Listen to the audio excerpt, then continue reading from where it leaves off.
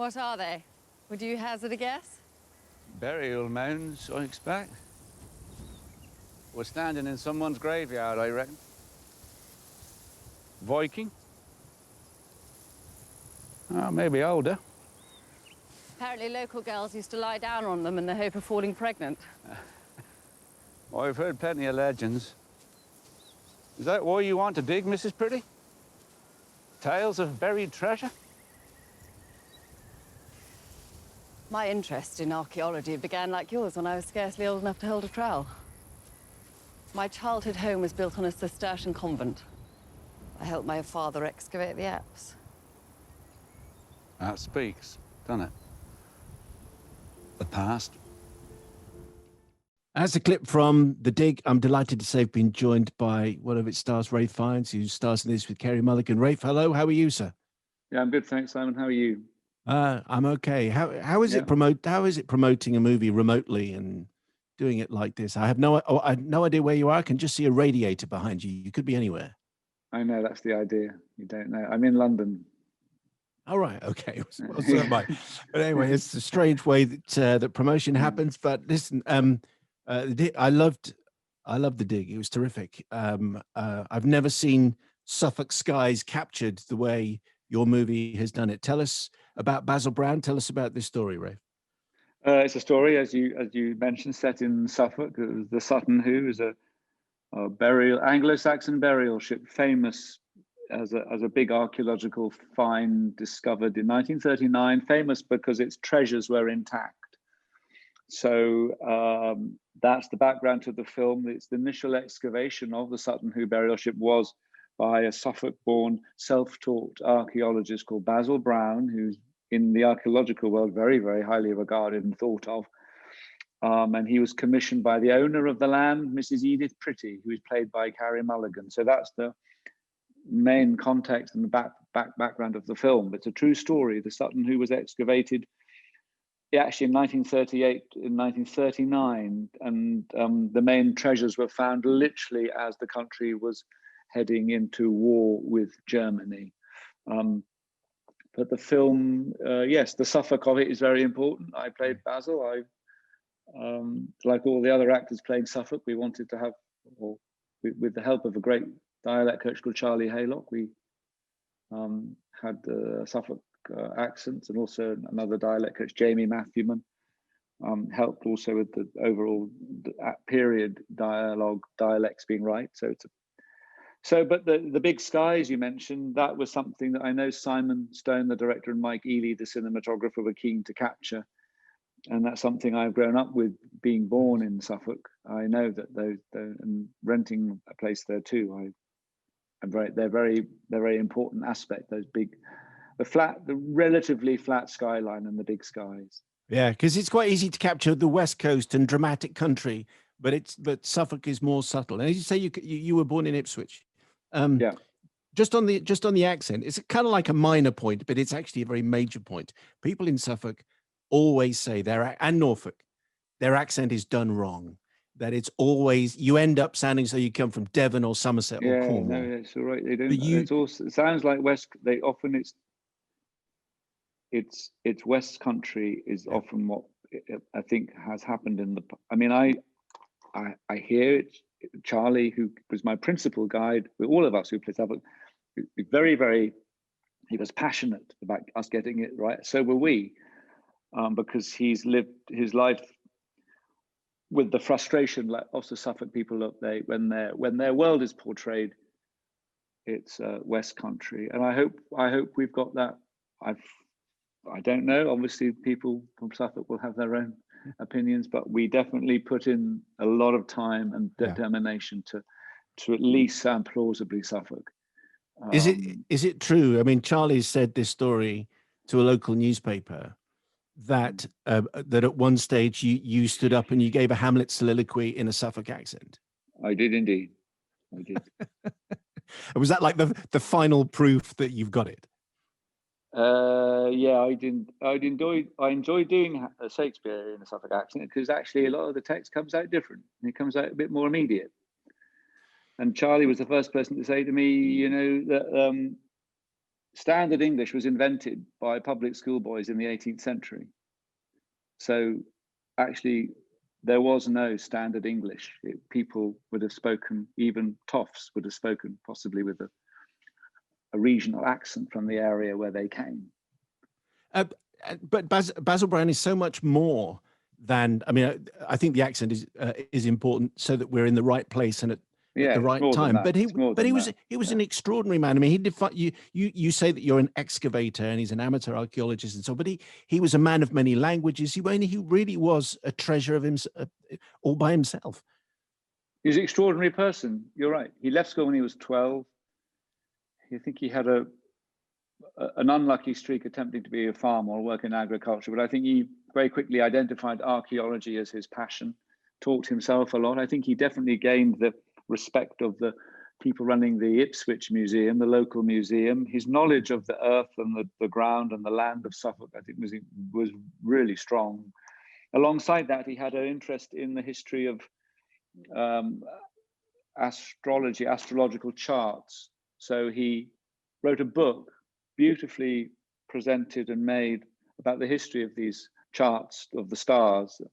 And in order to be informed about these ancient charts, which are the early charts of how the heavens were portrayed, he had to know Latin and he had to write to experts in Germany and France.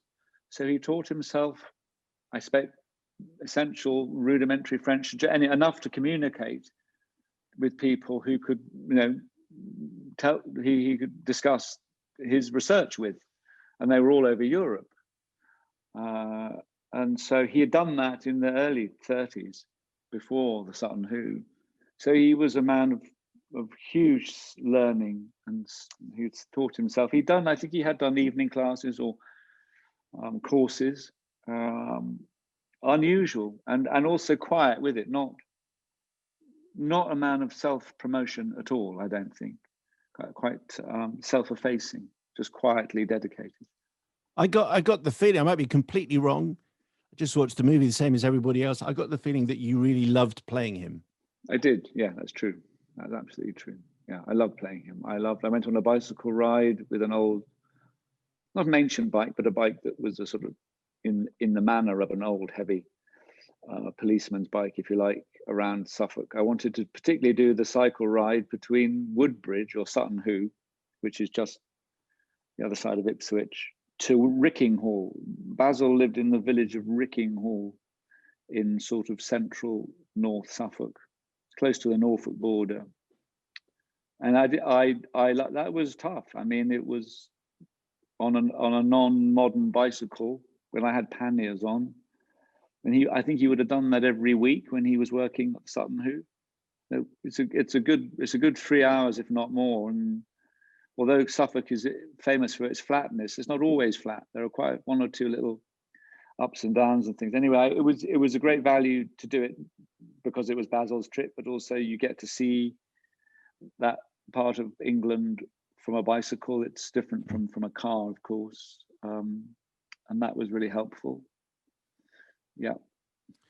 The film has a fantastic cast: Lily James, Johnny Flynn, Ken Stott. But the relationship that you have with Kerry Mulligan, Edith Pretty, is at the heart of the film, and it's a fascinating relationship because she's a young, in your telling of the story, she's a youngish widowed mother. She has health concerns of her own, but and you're incredibly different.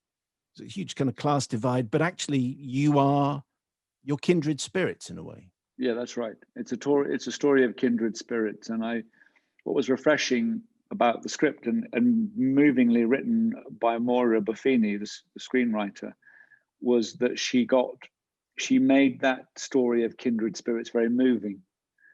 I mean, there's a theme of mortality, which I don't want to make a spoiler, but I mean, I think nothing is there's a sense of someone was going to lose their life, someone's very ill.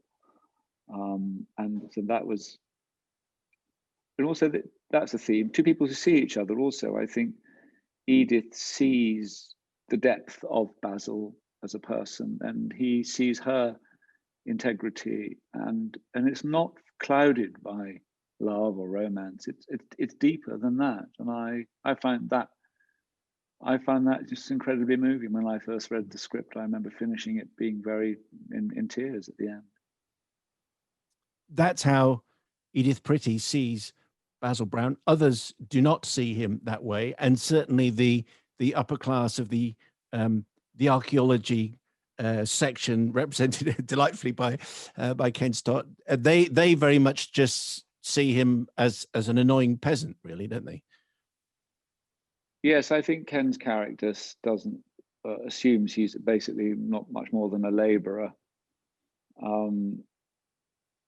Yeah, I think the truth is that might have been heightened for the film. I think he definitely was, having done this extraordinary feat of archaeology, he was relegated to being mainly an earth mover. I think they did respect what he had done, but yes, he had done an extraordinary feat of archaeological excavation, which wasn't really recognized until much later, much later.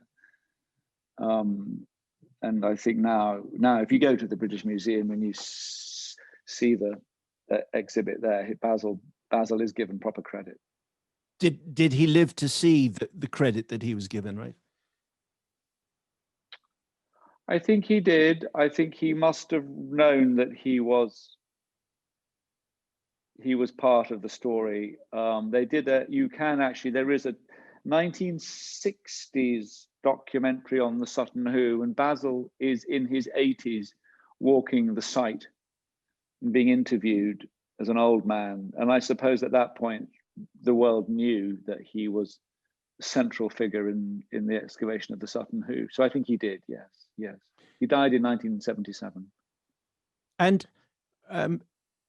I guess it is worth just I mean, I've been around Sutton Hoo, as many people will have done, and seen the extraordinary treasures that there are there and at the British Museum.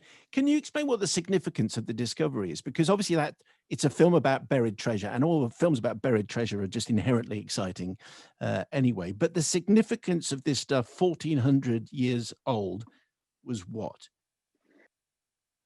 I think that the workmanship in some of the artifacts found is of very, very high quality. And I suppose the simplistic history that we have been taught, certainly when I was, is that there were the Romans with all their civilization who came to Britain, built their straight roads and their villas and brought all their Roman civilization and then left, leaving us in the Dark Ages, which was the sort of, one gets a sense of sort of warring tribes and uncertainty, and then the Anglo-Saxons come in a bit, and then there's the Vikings.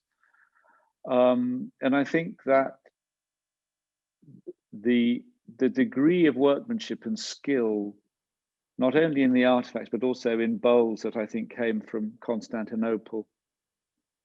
So from the artifacts in the Sutton Hoo, they could tell that there was an expertise, there was a fineness of craftsmanship in that world of, I think it's the 650, 640 AD is the Sutton Hoo. It's definitely not Viking. So there's the technical, or the sense of it gives a specific glimpse into what's called the Dark Ages, that there was kind of, highly refined societies. I mean, I think it might be the burial ship of a king, Redwald, could well be. But they are extraordinarily exquisite. And so I think it helped. I mean, England we have that famous comedy history at 1066 and all that. So it's as if once the Normans come, our history properly starts. And I think it sort of kicked that in the teeth, that notion, the Sutton Hoo. I think it, and I think I know that there, even before that, the Celtic work. I mean, I think it's sort of, I mean, an archaeologist would say this better, but my sense is that it kicked into definition the sense that there was no Dark Ages. We just happened to be ignorant because we haven't held the artifacts. But perhaps the legacy of the Romans was something much more sophisticated, and that there were communities. The fact that they were trading with Constantinople, famous, of course, as a center of religion and worship. And so what I get the sense there was a lot more sophistication and cultural advance than perhaps we were aware of. That was one of the takeaways from the Sutton. But alongside that, at a much more kind of instinctive level, I think, you know, excavations give us a mirror on which to reflect who we are, where we've come from, tribes, and we're constantly refining our sense of where we belong, where we come from. And I think somehow that it wasn't just a piece of terracotta. There was a magnificence in those treasures, which I think basically gives, you know, it underpins a sense of identity. Ralph Fiennes, thank you very much for speaking to us. I love the movie, and thank you very much indeed for your time, and Happy New Year to you. Thank you, Simon. Happy New Year.